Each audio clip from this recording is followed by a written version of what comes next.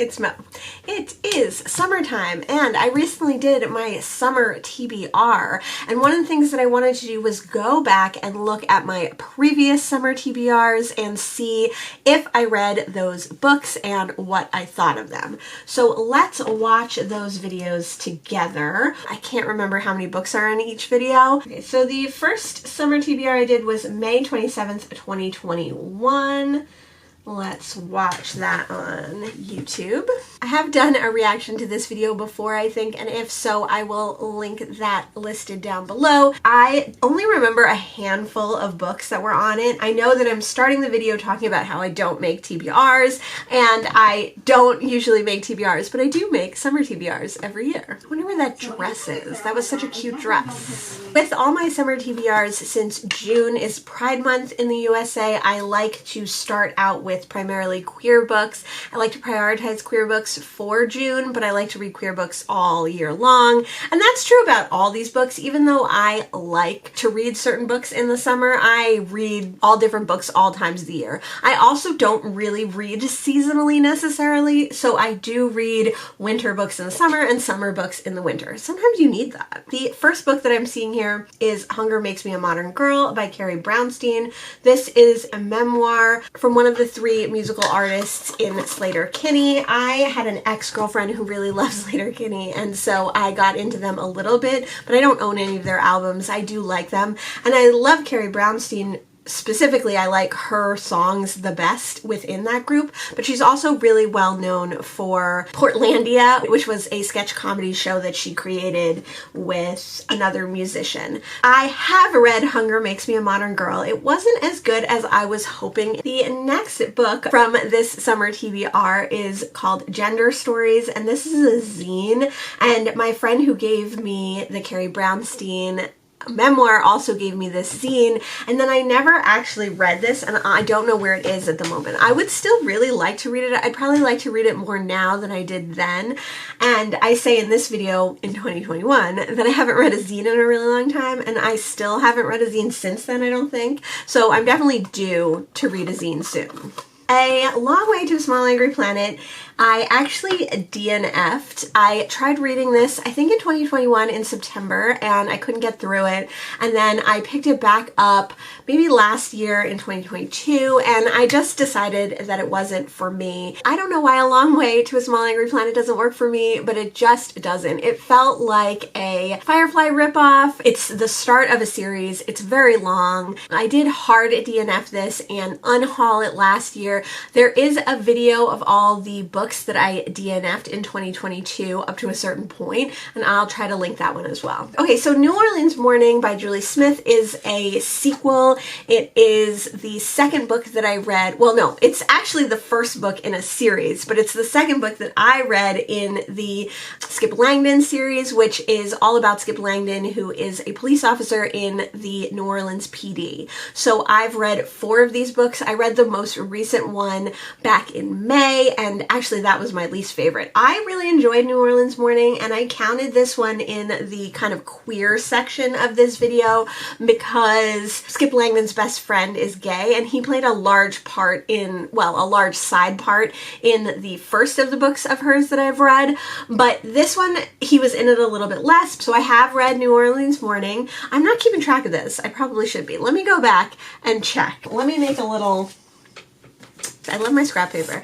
I made a little list. So I have read, unread, DNF, or unhaul. Those are like the 3 categories. I'm not going to put a no longer interested category because if I am no longer interested, I probably already unhauled it. The other portion of this video usually falls to like booktube favorites or booktube darlings or thrillers or very well-known, mostly contemporary books. That's what I usually like to read in the summer. I like to get in all my like booktube favorites. I like to read contemporary books. I like to read thrillers, and I like to read like well-known books for the most part. But we're moving on to these. So the first of these is Convenience Store Woman. I did read this. I did read it that summer. I love Convenience Store Woman. It's probably one of the top books that I've read since starting BookTube. It might be time for a reread coming up. Next we have Final Girls by Riley Sager. Now this book was on this video and I believe it's probably in the next summer TBR video as well, but I did end up reading this last year in 2022, so that's another read book. The Water Cure by Sophie McIntosh. This is an interesting one. I did read this the summer that I made this video. I did love it and I didn't love it. This book was very unsettling. It's about 3 sisters who live on a secluded island with only their parents, and then one day their father goes missing. I found it incredibly unsettling. It was one of the first like weird books that I read since starting BookTube. I liked that it was written in multiple perspectives, some from a collective perspective and then some from individual perspectives. I like that the way the perspectives were broken up was not chapter by chapter. It was like a chunk of each, so like several chapters from one, a long section from another. I really enjoyed that about it. I feel like for the last 2 years I've had a little bit of a chip on my shoulder about it, that I shouldn't love it or I didn't love it as much as I could have, but I did really enjoy this one. So I don't know why I'm like pretending that I didn't really like it, or in my memory I have a memory of not really liking it. And I'm really excited still to read Sophie McIntosh's other work, so that's another that I have read. The Water Cure and this book, An Absolutely Remarkable Thing by Hank Green, were both on my 20 books I found out about in 2020 that I wanted to read in 2021, and I read them both in the summer. So I did read A Absolutely Remarkable Thing by Hank Green, and I didn't love that one as much. It had a lot to do with like fame, and the main character is like really selfish and concerned with like social media and doesn't do right by her friends, which is something that I definitely don't like in books. But I did like it and I thought it was interesting. I enjoyed my reading experience of it, but not enough to pick up this second book in the series. Next we have The Death of Mrs. Westaway by Ruth Ware. I have read this book, but I just read it this year in the winter time, and I really didn't like this book. There was a lot of potential. Like I said, I did not like this book very much. It's the second book that I read by Ruth Ware, and both books I think had so much potential, but both books fell really short in my opinion. That was the last Ruth Ware you're ever going to see on a summer TBR, and probably the last Ruth Ware I'm ever going to read. Leave the World Behind by Ruman Alam. I did read, I think I read it in the fall of the year that this video came out, and I really loved it. That is another weird, unsettling book, but one that I unabashedly really enjoyed. The next book on this summer TBR is Born a Crime by Trevor Noah. I read this the following year in 2022 for Black History Month. I read it on audio, and Trevor Noah narrates this memoir that he's written, and it's all about his childhood growing up in South Africa. This was a fascinating book. Highly recommend this book on audio. This was a great mix of historic information, family stories, his thoughts and feelings, with a little bit of comedy. I don't think I would have liked this memoir as much if it had had more comedy. The next book I have also read, it is Nothing to See Here by Kevin Wilson. This is a pretty short, weird book about a young woman who is pretty aimless in her life, has never really done anything since she was kicked out of her boarding school when she was a child, and when her best friend from that time calls her to ask for help taking care of 2 young children, our main character doesn't see any reason not to go. I really liked this book. It was not what I expected at all. It was heartwarming, it was interesting, but it was written in very like kind of plain language that I enjoy. I'm doing so good. I've read so many of these. I'm shocked. The next book is The Devil in the Dark Water by Stuart Turton. I just read this book earlier this year. It's super long. I ended up reading this one on audio and I did enjoy it. I think it could have been cut by like 100 pages and I would have enjoyed it more. And I also think that I wouldn't have gotten through it if I didn't read it on audio, so I definitely highly suggest the audio. I am glad that I read it, and this is one that I've thought about more after reading it than I thought I would. Like, this one comes into my mind from time to time, which is interesting. I actually, just the other day, I was looking up Stuart Turton's first book, The 7.5 Deaths of Evelyn Hardcastle, so maybe that will be one that I end up reading soon. I see a couple of books coming up that I have also read. Hugo. Speaking of the number 7 and Evelyn's, next we have The 7 Husbands of Evelyn Hugo. This is definitely a BookTube darling. I did read this.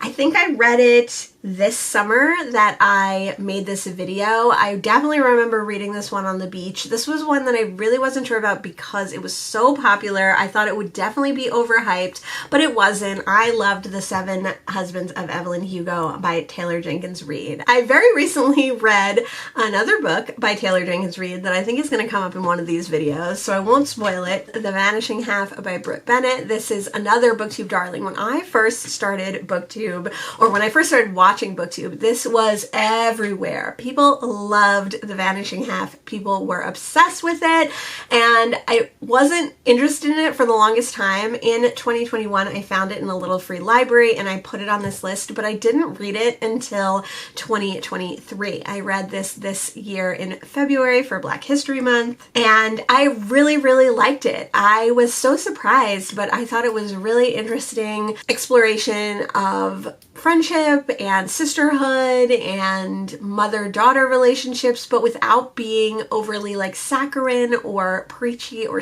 too sweet. I liked it a lot more than I thought I would. Okay, so that was all of the books in the first video. That was 5, 10, 13, 14, 15 books, so that's not very many at all. 15 books from the summer of 2021, and I have read 13 of them. One of them is still unread. That's the zine that I never read, and one of them was a DNF and unhaul. So wow, that's pretty amazing. Okay, so in 2021, I would call that video like complete. I don't even know where that zine is, and although I would really like to read it, I'm counting that as like I read or unhauled basically everything. Like that's a check, I think. So let's see if summer of 2022 is a check. The next video was from May 25th of 2022. I'm doing the same thing that I did in 2021, which is talking about queer books first. The first book on here I have read, More Tales of the City by Amistad Maupin. I read this in summer of 2022. I read it in June. It was the first book that I read in June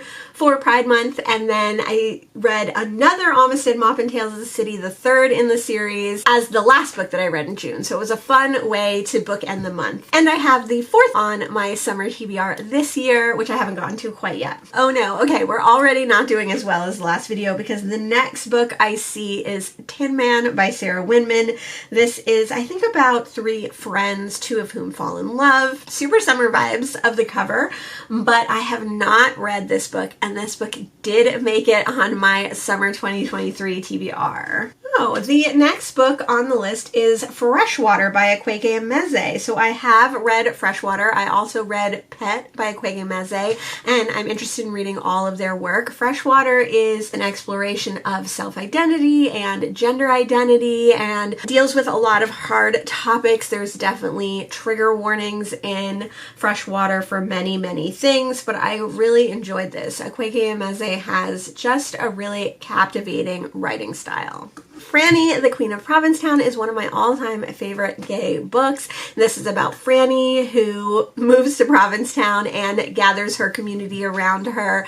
She is a former drag queen, and she has a goal of every gay boy in Provincetown finding themselves and being happy and fulfilled. So this is a super short book by John Preston. This is kind of a forgotten modern gay classic, and I love this book so much. I read it once in 2021. I think I read it in November for Novella November, and then I read it again in June of 2022. The next book on this list I have not read. It is Dancer from the Dance by Andrew Hollerman. This is another book that is considered a gay modern classic. I've never read it, but I'm happy to have it. I think that it takes place in New York kind of at the start of the AIDS epidemic, and I think it's much sadder than Franny and the Amistad Maupin books. So it's hard for me sometimes to willingly read really sad gay books, but it is one that I want to read because it is beloved by many. Here Comes the Sun by Nicole Dennis Benn.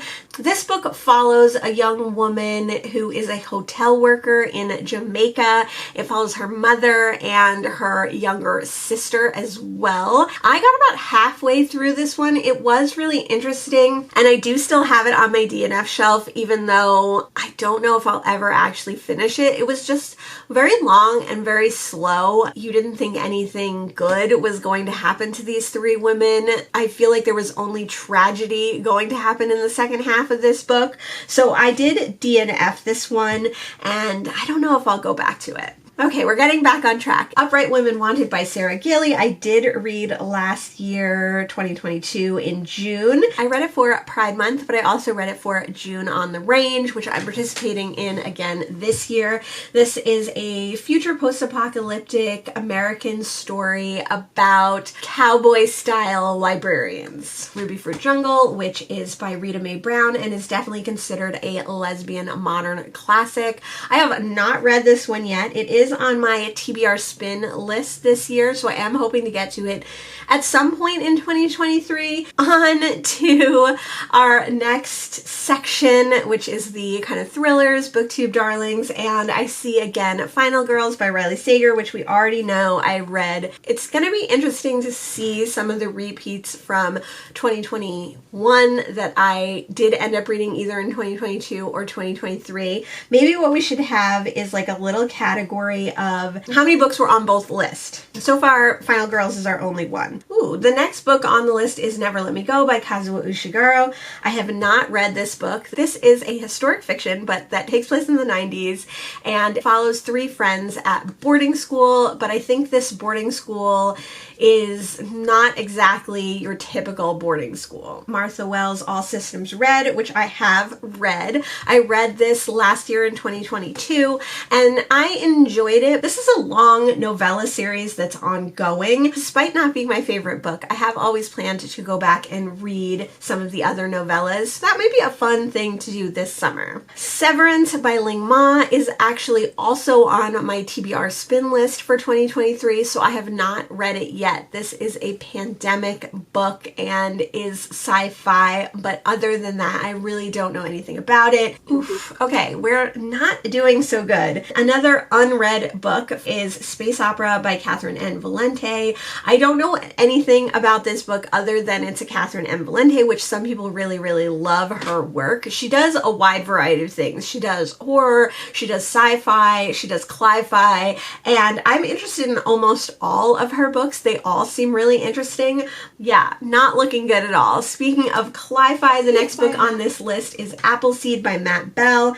I have not read this book. It's a chunky book. It's a cli-fi book. It seems kind of heavy. I've only ever heard really good things about it, but I just haven't gotten to it yet, and I don't really know the plot to be able to give you a summary. The Hunting Party by Lucy Foley, which is the next book on the list, is definitely not a summer read. Considered a summer read by most people because it takes place in the huge snowstorm in the Scotland countryside. This is the first and only Lucy Foley book I've read. I have read this book, and I did enjoy it. I read it on audio, which I think helped. It's just a really silly, campy, not that great thriller, but it was really fun to read. I did read this in 2022. Oh, another campy, fun thriller, but one that I thought was great, wonderfully written, and was one of my favorite books last year is In My Dreams I Hold a Knife by Ashley Winstead. It has my favorite cover of 2022.